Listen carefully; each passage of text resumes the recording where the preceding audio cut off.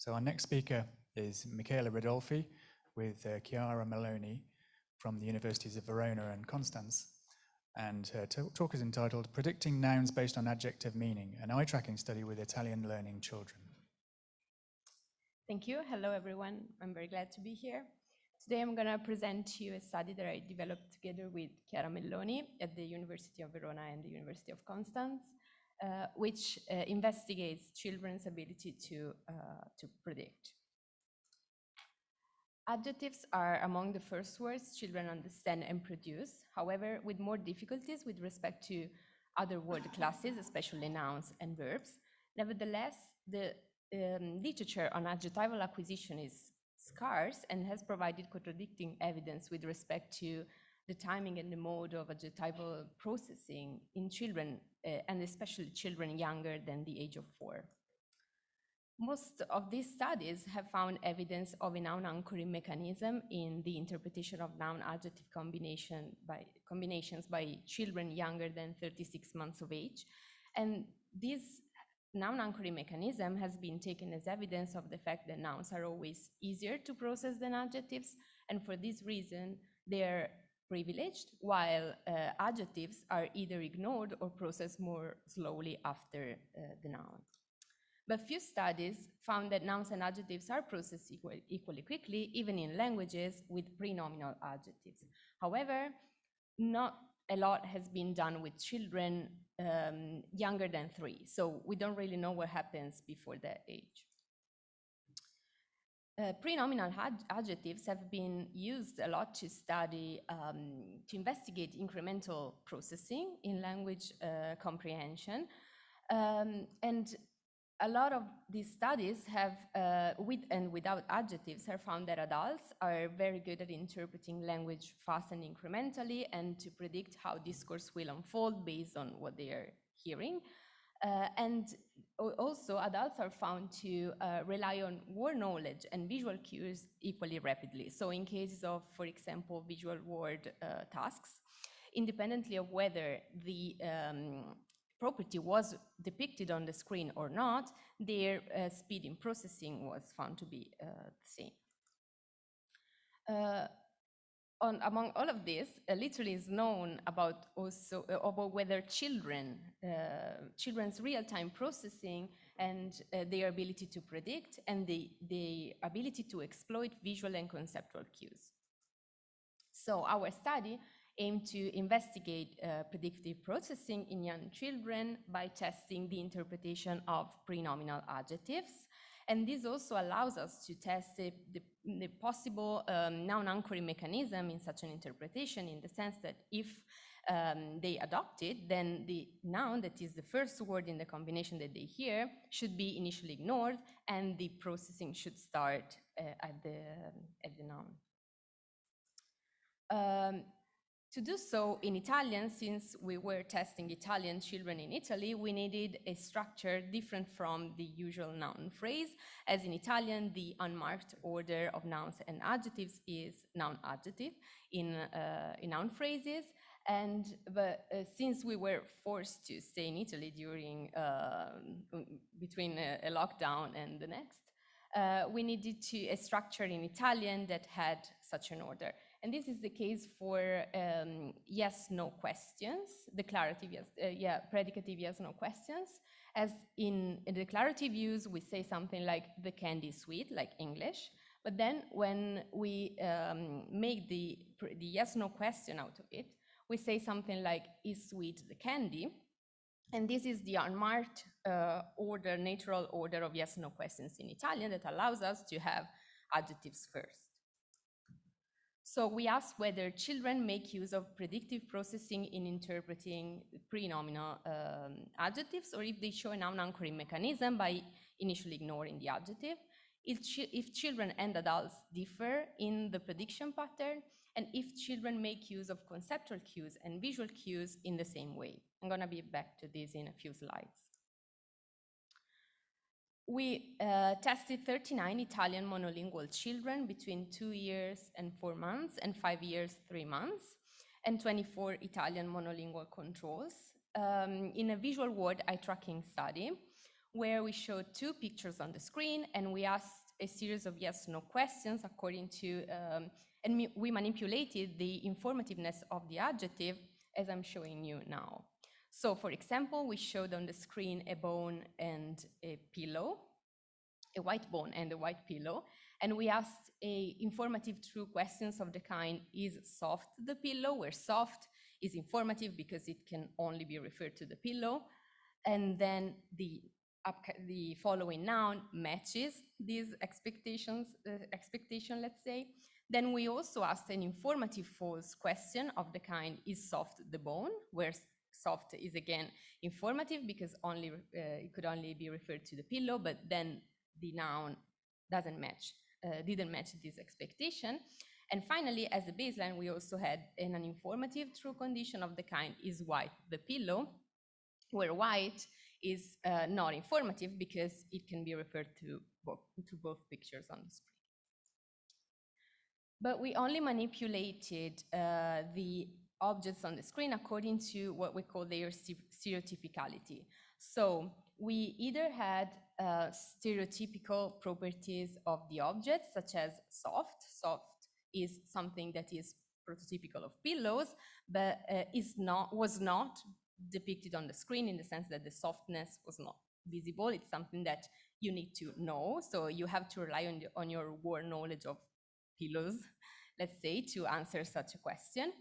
But we also added non-stereotypical properties, such as closed for a window. So being closed is not something stereotypical of a window. Window can be closed or not.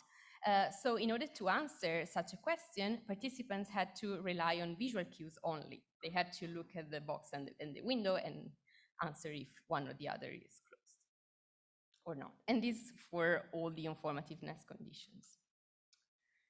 I'm going to show you the results now. We first started by comparing the two informative conditions. So is soft the pillow versus is soft the bone. And our expectation was we didn't expect to find any effect of condition in the adjective window, in the sense that here they're listening to the same adjective and looking at the same two pictures. And this is what happened, and no effect of group emerged. The effect of condition did emerge during the noun window, and this was expected, as in one case the target picture was pillow and in the other case it was bone, but again, no effect of group. An effect of group was instead found in what we call the post window, so after sentence offset, and this effect of group is due to the fact that, as you can see from the arrow, adults in blue were very fast in dropping their fixations to the pillow after hearing bone, while children were very much slower and dropped their fixations below chance 500 milliseconds after sentence offset. So this means that they could have used the information from the adjective, and this slows down their revision of the prediction, but still we don't have an evidence for that. So no group differences emerged when the adjective was informative, and the only effect of group was found because children were slower in dropping their fixations to the object matching the relevant property. The most interesting result came from the comparison between the informative and the uninformative condition. Here we compare is soft the pillow to is white the pillow. So if participants predict and use the information from the adjective, then we would see an effect of condition already at the adjective. And this was actually the case, and surprisingly, no effect of group emerged. So there were more fixations to the target for the informative condition, and this happened for both groups. This effect of condition continued during the noun window, but then disappeared after sentence offset, as the target was always the pillow, so it was the same.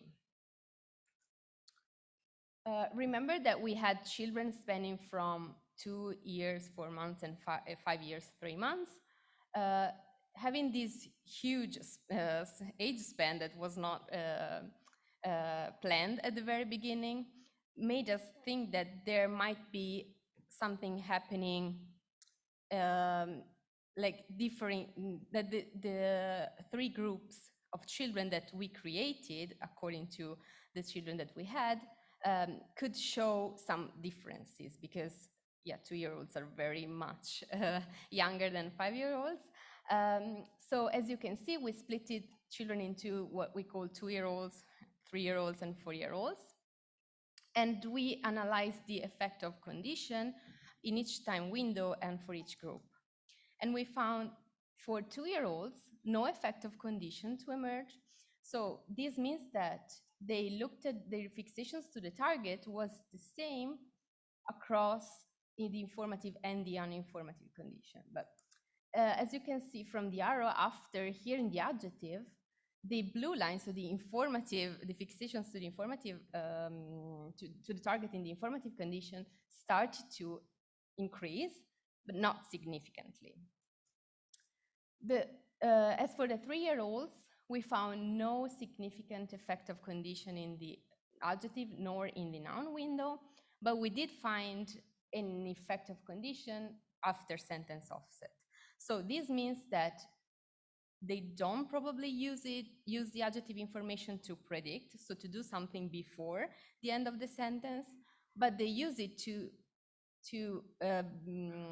for a faster target identification after sentence offset. So it could be that they are starting to develop the ability to use the information from the adjective and exploit it at a slower pace. Okay. Finally, for 4-year-olds, we did find a significant effect of condition for all 3 time windows, showing that they are basically target-like, as already at the adjective, their fixations to the target in the informative condition are significantly above those in the uninformative condition. So to sum up, both children and adults do make use of prenominal informative adjectives to predict the referent object. However, when we looked at children's age group, we found a developmental pattern with 2-year-olds failing to make use of the prenominal informative adjective, 3-year-olds using it for target identification, and 4-year-olds being very good and showing very efficient predictive abilities.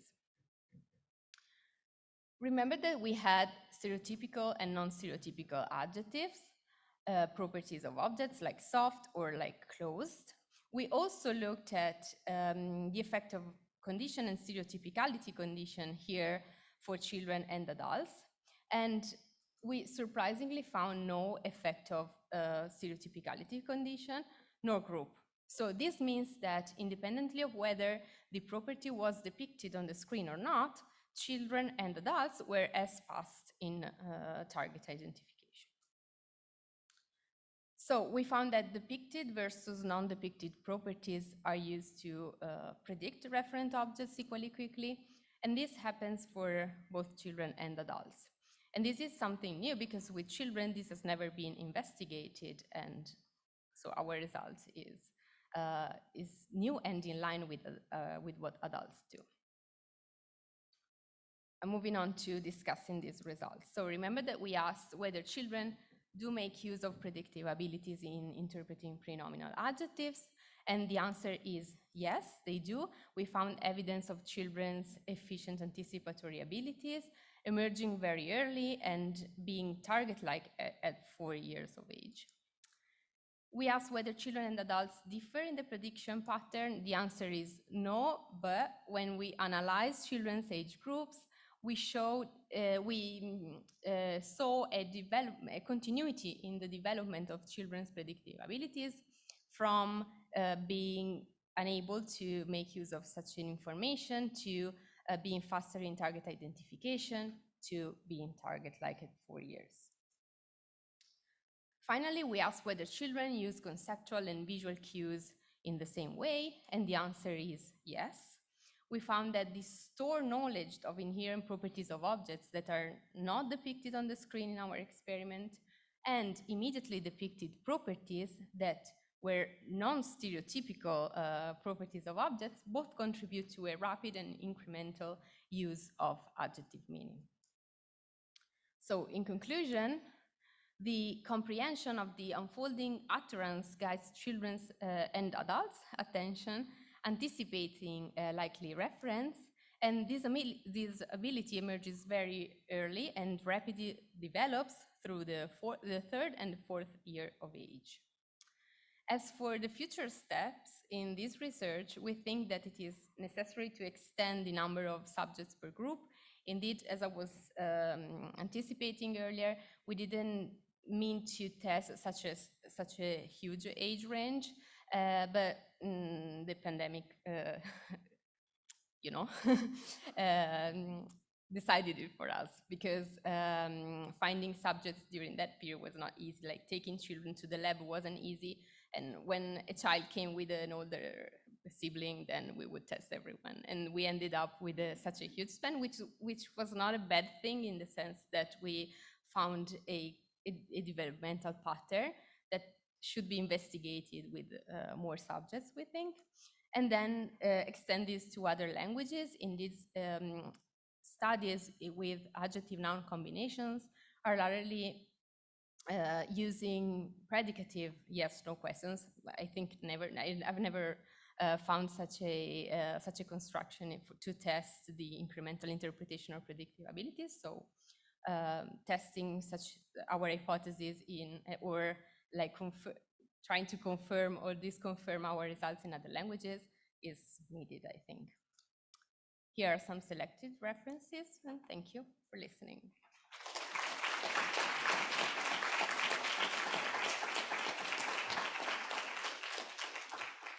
Thank you, Michela.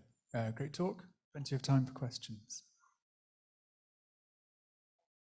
Nassima Bahmanian from Kote University. I have two questions. First, I was wondering if you looked at the children's answers to the questions, for example, is the bone soft, for example, because I don't know, by looking at the picture, I cannot tell if the bone is soft or not. I mean, as an adult, it could be, I don't know, a toy or whatever.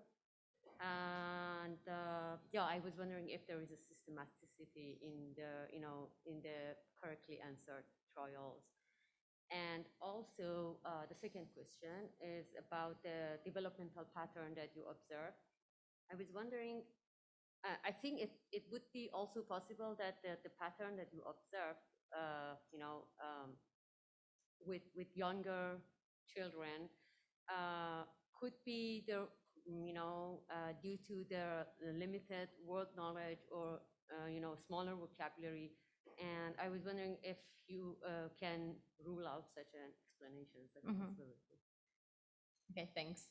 So for the first question, the answer is no. We didn't have any behavioral data, in the sense that at the beginning we were like, okay, we will take notes of children's answers to the question, but then children didn't answer. So basically, most of them were very shy, and yeah, they were in a very strange place that looked like an hospital. So they weren't really happy to answer questions like is soft the bone. So they didn't. And we just took fixations, the proportion of fixations to the target, as an accuracy measure, but we didn't access it like with like analyzing the answers like yes or no. And the same was done with adults, since yeah, there was no except for the fact that the task was meant for children, so it was very easy for adults to answer such questions, but there was no comparison to, like, no possible comparison, so we didn't. As for the vocabulary, the only thing that we could do was to access the vocabulary through a questionnaire to parents. So we asked whether the children understood, not produced, but understood the words in the experiment, and we controlled for, we excluded the children that didn't know at least 75% of the words, and we did not only conducted this experiment, but it was a series of 3. So among all the words in the experiment, we excluded the children that were whose vocabulary was not as big as we expected.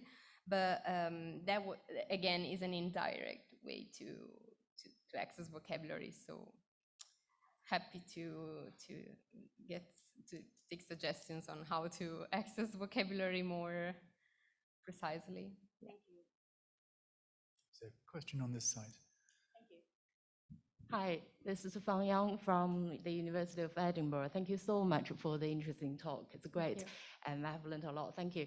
My question is about the interpretation of the effects you have found there. I was wondering, would it be possible at all that the effect was due to the association effect rather than prediction? So what I'm saying here is, could it be possible that when they heard the adjective soft, for example, and they would say this is typically associated with such as a pillow, but never with bones. So they are basically searching for any noun that can be appropriate with that adjective rather than actually predicting the referent. Thank you.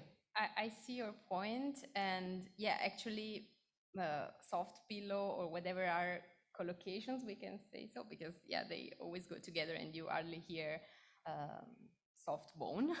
Okay, that's okay, and actually that is what we thought would have enhanced their fixations to the target, because they hear that combination more often, but this was not the case, in the sense that we didn't find any difference between the conditions in which there were collocations and conditions in which there were not.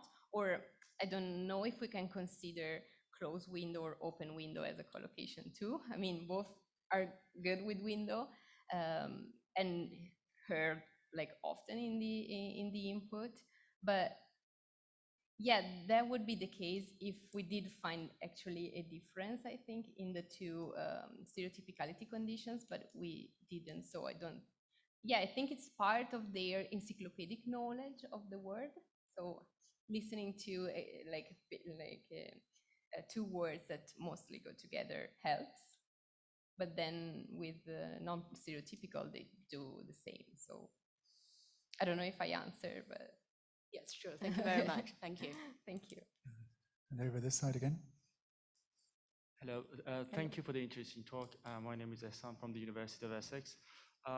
So given the developmental pattern that you found, I wonder, because the way that you presented the results was like you looked at 2 years old, 3 years old, and 4 years old. I wonder if you included age in your statistical model, and that turned out also to be like statistically significant. Mm-hmm. Yeah, I filtered out adults, and I also only focused on children. And yeah, I first tested the effect of age, and since that was significant, then I split it into groups and looked. Yeah, I didn't present the whole thing, but yes, I did. Thank you. Thank you. Hi, Josh Hartson from Boston College.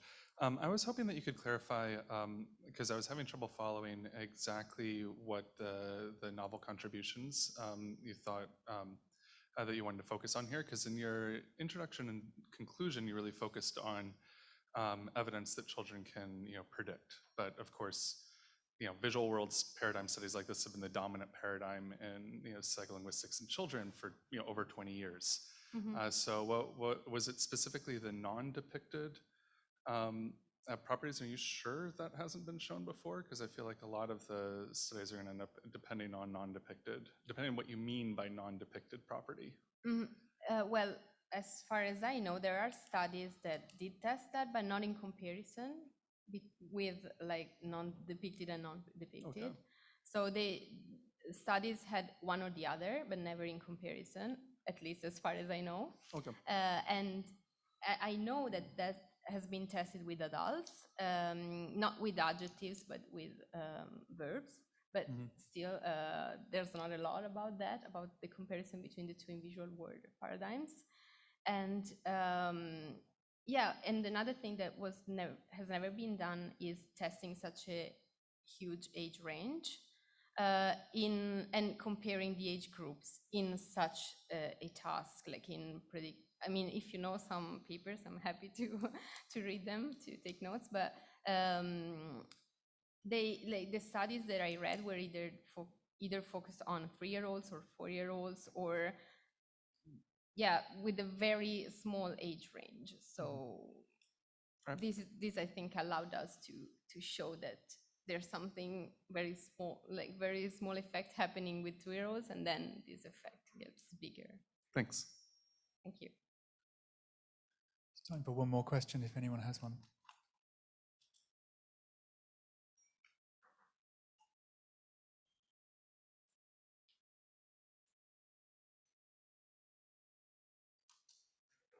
I might ask a question if I could. It relates to the question about association versus prediction, and I was just wondering. So, what would you predict would happen if you just ask questions like which one is open or which one is white? Would you get the same pattern of effects? And if so, is this about prediction? Do you understand my point? If I ask is... So you don't say the noun, but you still have the adjective. Okay. Well, that could be a question. I think from the felicity point of view, is soft the pillow is more felicitous than is soft when you have two pictures on the screen. I don't know. I think you could say more which is soft. Oh, which one is soft? Something like that. Yeah. Okay, could be. But maybe do you show prediction or do you show that you know Well, that I what think soft means? if you get the same kinds of effects, I think you could argue that it's not necessarily prediction. It's more just semantic extraction of the meaning of the adjective. Yeah, it's like being able to combine the information from the adjective to the most likely object, right? Yeah, could be an idea. Yeah, to just like drop the noun and yeah. I don't know, but probably yeah, it wouldn't differ much from what I did. Thank you very in the much. That's attempts or great. results. Thank you.